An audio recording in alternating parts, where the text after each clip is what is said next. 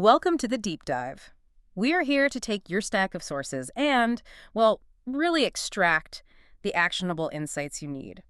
Our mission today, it's laser focused on tackling something super frustrating for language learners. That whole cognitive drag of translation. Yeah. If you've ever felt that translation delay where your brain cooks up this perfect sentence in your native language, but then just crawls Yeah. trying to turn it into English, Well, absolutely. then this deep dive is really for you. We want to help you rewire your thinking. And that delay, it's more than just annoying, isn't it? It's pretty much the fundamental barrier holding people back from real fluency. How so? Well, think about it. If you're constantly thinking in your native language first, your brain is essentially running every single idea through two different processors. Right, like double handling everything. Exactly. It's it's exhausting. Yes. And honestly, it's an unsustainable habit if fluency is your goal. Totally unsustainable. But the flip side, the payoff for breaking this habit, it's pretty immediate and actually quite significant. Yeah. Mm-hmm. We're talking about benefits that really stack up fast. Mm-hmm. When you start thinking directly in English, Mm-hmm. you suddenly feel more confident, Yeah, right? yeah. Because the words just come out faster. Yeah, the flow improved. Your listening comprehension, it just shoots up because you're processing what people say quicker. You recognize words instantly. Right, less mental buffering. And here's one I found interesting, kind of a surprise benefit. Mm-hmm. It actually helps your pronunciation a lot How does that work? because you stop trying to, map English sounds onto the sound system of your native language. Uh-huh. You start actually hearing the sounds correctly inside your head first. Ah, okay, that makes sense. You internalize the phonetics better. Exactly. So let's maybe drill down a bit more into why this whole translation pathway is so, well, costly for learners. Sure, you use that dual processor analogy, and I think that's spot on. Every single time you want to express something, your brain goes through this whole sequence. Idea, Hmm. then native language sentence, Mhm. then you're scrambling, searching for the English words, and then finally you output something. And that process is just inherently slow, isn't it? And prone to errors. Totally. And critically, it puts this massive load on your brain. It's cognitive overload. Yeah, the sources we looked at really flag this as a major structural issue. It leads to that unnatural phrasing we talked about because often word for word just doesn't work. Like that classic example. A learner might say, I have cold. Right, translating literally from, say, Spanish or French. Exactly. Instead of just naturally accessing the standard English phrase, I am cold. So that example really shows why we need to shift pathways, Yeah. right? From translation to, what, conceptual thinking? Precisely. Thinking directly in English trains your brain to connect the feeling or the concept of cold directly to the English phrase, I am cold. Ah, okay. So you bypass your first language completely. You got it. You're replacing that slow, linear translation with these instant conceptual links within English itself. Okay, so we get the cost of translating, it's huge. But before we jump into the how-to, the strategies, Mm-hmm. we should probably talk about what keeps us stuck there. Mm-hmm. Good point. What are those sneaky roadblocks, the things we do that trick our brains into thinking that painful translation method is somehow safer or better? Yeah, there are definitely some common traps. The sources point to about 4 main barriers that you really need to recognize and then, actively work on fixing. Okay, what's number one? The first, and maybe the most obvious one, is simply relying too much on translation. It's like keeping the training wheels on your bike forever. Huh, yeah. If you always look up new words using your native language dictionary or app, you never force your brain to operate solely within English. You have to kind of trust your brain a bit more, let go of that crutch. But hang on, how can you not rely on translation if you genuinely don't know the word? Isn't that what we're always taught? Just look it up. That's the tricky part, isn't it? Mm-hmm. The sources suggest this reliance is often psychological. It feels efficient in the moment, but long-term it actually cripples that natural pathway development. So every time I look up an English word and see the translation in my language, I'm actually reinforcing the bad habit. Essentially, yes. You're strengthening that dual pathway. That's why we need methods, and we'll get to these, that let you figure out a new word without ever leaving English. Okay, interesting. That links into what I think is another major roadblock. Overthinking grammar while you're trying to speak. Oh, definitely. That perfectionism trap. Yeah, we get so hung up on getting every tense perfect or checking subject-verb agreement mid-sentence that we just freeze. Right. And cognitively speaking, that obsessive self-correction puts this huge burden on your working memory. Your brain's RAM, basically. Exactly. Your working memory can only juggle so many things at once. So if you're trying to hold the idea you want to say and sift through all the grammar rules for it, The system just crashes. the whole system just stalls. Yeah. Fluency grinds to a halt. So trying too hard to be perfect actually stops you from being fluent, and that feels so counterintuitive. It really does, but it's true. Fluency needs momentum, it needs speed, not necessarily perfect accuracy right out of the gate. I mean, think about it. Even native speakers make little grammar slips sometimes. All the time. But the difference is they don't stop dead in their tracks to consult a mental rule book. They just keep going. Which leads perfectly into barrier number 3, I guess. Yeah. Just the plain fear of making mistakes. The big one. This fear is just a total fluency killer. If you're terrified of sounding stupid or imperfect, You just clam up. you stop thinking, you stop talking, you stop practicing, you stop everything. We really have to somehow internalize that mistakes aren't failures, they're data points. Fuel for learning. Absolutely. Essential fuel. And the final critical mistake. It's more about your environment. It's not surrounding yourself with enough English. Ah, the immersion factor. Exactly. If your whole day-to-day life defaults back to your native language, if English only exists in that 1-hour class you take, then your brain has absolutely no incentive to naturally switch into English mode.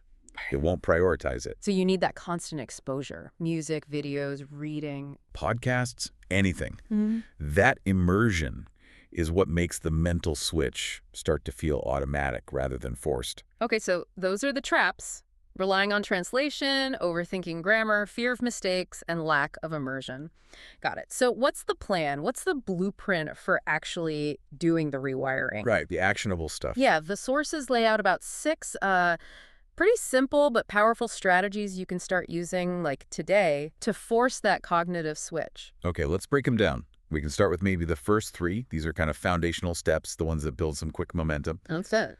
Step 1 is maybe the easiest habit you can possibly build. Name things around you in English. Seriously simple. Just look around. Yeah. Look at your desk, keyboard, lamp, phone. Just say the English words out loud or even just in your head. I like how basic that is, and you could easily level that up, right? Go from just nouns like mug to describing an action. Exactly. That's the natural progression. So instead of just mug, you think, I am pouring hot water into my mug. Or, my cat is sleeping on the chair. You're connecting English directly to your immediate reality, real-time practice. Precisely. Step 2 builds right on that. Talk to yourself in English. Okay, this might feel a bit weird at first for some people. It might. But Yeah. honestly, it's pure gold. It's high-value practice with absolutely zero pressure. No one's listening. No one's judging. So what kind of things would you talk about? Simple stuff. Narrate your actions, either out loud or just mentally. Okay, I'm chopping the onions now. You need to choose what to wear today. I'm walking to the bus stop. Right, and the key benefit there is if you stumble or make a mistake, who cares? Exactly. Zero consequence. You just keep the thought flowing. It completely removes that self-consciousness barrier. Okay, that makes sense. Now, strategy number 3. I think the sources flagged this one as, like, the real game changer, the one that fundamentally breaks the translation habit. Yeah, yes. Step 3, use an English-to-English dictionary. This one is, well, it's crucial, non-negotiable, really. Okay, explain that. So if I see a new word like elated, what do I do? You do not look up the translation in your native language. You grab an English dictionary, could be online, an app, a physical book, and you look up elated in English. And the definition will be in English too, right? Like feeling very happy and eager or something. Exactly. But why is that so important? Isn't it sometimes harder because the definition might have other English words you don't know? It might feel harder initially, yes, but here's why it's critical.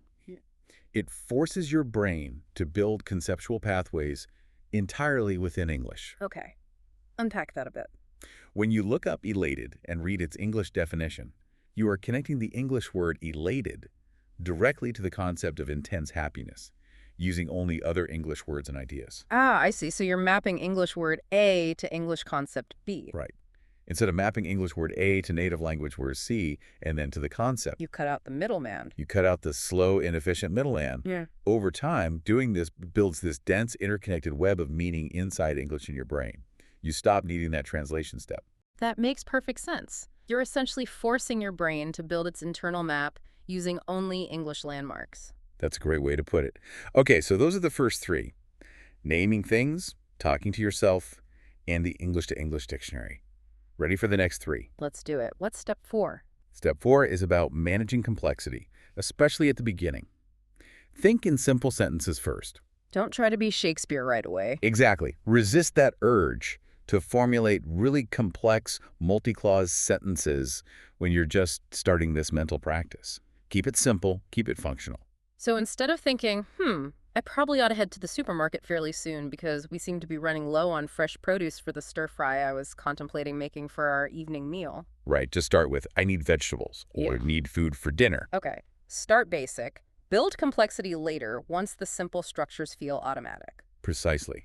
Then, step 5 is about making it internal, making it the default.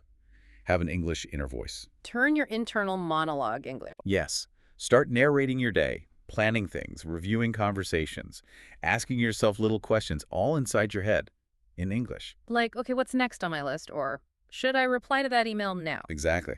What should I wear today? Do I have time for coffee first? This makes English feel less like a subject you study and more like the actual language your brain operates in. Right, it becomes the background operating system. And finally, step 6 brings us back to something we mentioned as a mistake, but framed as a proactive strategy. Surround yourself with English. The immersion piece again, but making it intentional. Yes. This isn't just passive exposure. It's about consciously choosing English. Decide that for, say, 30% of your media consumption time, it has to be English podcasts, English videos, English articles. You saturate your brain. You saturate it. And when you do that consistently, switching your thinking into English starts to happen much more automatically, almost without you noticing. Okay, so those 6 strategies are the toolkit. Name things, talk to yourself, English dictionary, simple sentences, inner voice, and immersion. That's the core toolkit. But, just knowing the strategies isn't quite enough, is it? Consistency is really the engine here. Right, you have to actually do it Right. regularly. Exactly. So we need to talk about making English thinking a daily habit. We've got maybe 5 specific daily exercises you can weave into your routine pretty easily. Okay, practical habits. I like it. First one, start and end your day with English thoughts. Like mental bookends for the day. Precisely. When you first wake up, before you even get out of bed maybe, just describe your plans for the day in English. Simple stuff. Okay, it's Monday, got that meeting at 10, need to finish the report first. Like that. Perfect. And then before you go to sleep, do a quick review of the day in English. What did I get done? What went well? What was challenging? Check the whole day in English. Nice. What's next? Second habit, set a no translation rule for maybe 30 minutes each day. Ooh, a challenge. Yeah, we'll focus challenge. For that half hour, commit to it. You are not allowed to translate in your head or use a bilingual dictionary. 0 native language. So what do you do if you get stuck on a word? You have 2 options. Either try to describe the word or concept using simple English you already know, or look it up in your English to English dictionary. But no translating back. That sounds tough, but I can see how that pressure would force your brain to adapt. It really does. Okay, third habit reinforces step 2 from our toolkit.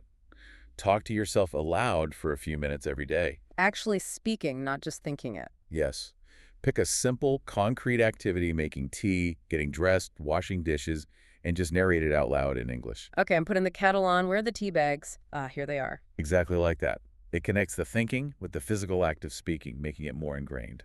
Okay, fourth habit. Use those little moments of downtime. Use English during simple activities like walking, commuting, waiting in line. Instead of just zoning out or scrolling on your phone. Right. Actively use your brain in English. Describe your surroundings. The weather's nice today. That's an interesting building, but I feel pretty relaxed right now. Keeps the English part of your brain switched on even during passive moments. And the final habit, really important for tracking progress. Keep a simple English journal. Writing things down? Yeah. Doesn't have to be long. A few sentences a day. Write down your thoughts, your goals, review your day, whatever. The key here is focusing purely on expressing yourself. Not worrying about perfect grammar? Absolutely not. Just get the thoughts out of your head and onto the page in English. It's about fluency of thought, not grammatical perfection. Okay, these daily habits seem very doable.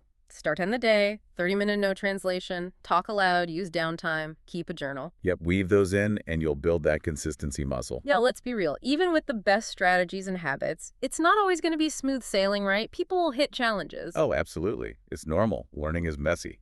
So let's tackle a few common struggles. First one, that moment you catch yourself and you realize you've just automatically defaulted back to thinking in your native language. Happens all the time. It does. And the solution here is really patience, first and foremost. Don't beat yourself up about it. Okay. When you notice it, gently redirect. Maybe don't try to force a super complex English sentence right away. Just try starting with one or two simple English words related to your thought. Like inject a little bit of English into the stream? Exactly. Just force one small English component in and then let the rest follow. And reinforcing that English-to-English dictionary habit really helps reset your brain back into English mode too. Okay, be patient, start small, use the dictionary. Got it. Second struggle, and this one causes a lot of frustration, I think. Feeling totally stuck because you just don't know the right word in English. Ah, the vocabulary wall. Yeah. You have the idea, but the specific word just isn't there, and your brain freezes. This is such a critical moment. The absolute key is do not stop thinking or speaking. Don't let the gap shut you down. Okay, so what do you do instead? You practice circumlocution. That's the fancy word for talking around the word you don't know. Describe it using simple English you do know. So if I forget the word refrigerator... You think or say, the big cold box in the kitchen where you keep the milk and vegetables. Use your existing vocabulary to paint a picture of it. Exactly. The goal is to keep the communication flowing in English, even if your description isn't perfect or elegant. It builds fluency and resourcefulness, not just vocabulary recall. That's actually a really powerful skill in itself, talking around words. Okay. And the final challenge, maybe the toughest one for long-term success.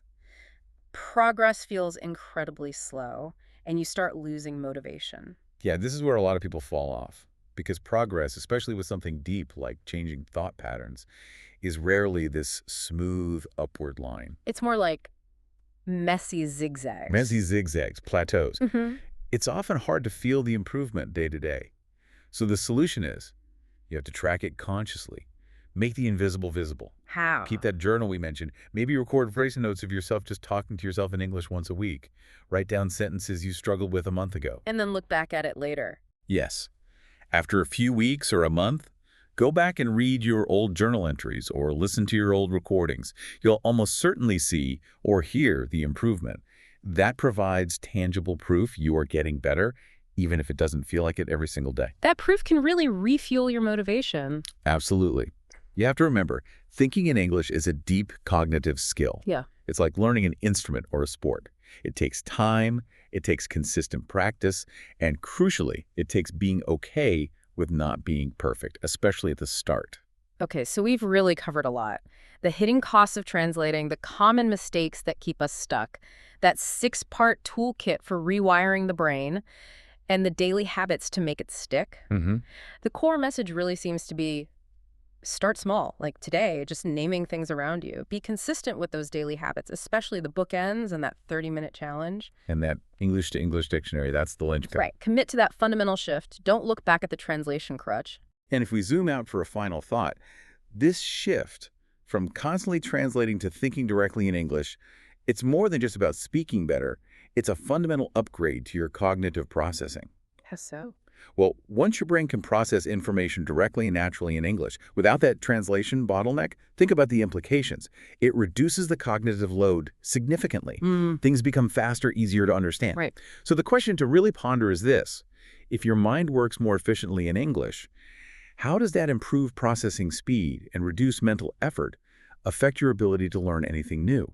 To absorb complex ideas from articles, books, courses, global news, so much of which comes via English. Wow. So learning to think in English isn't just about language fluency. It's potentially about enhancing your overall capacity to learn and integrate information from a huge chunk of the modern world. That efficiency boost is a benefit that could compound across your entire intellectual life. Think about that.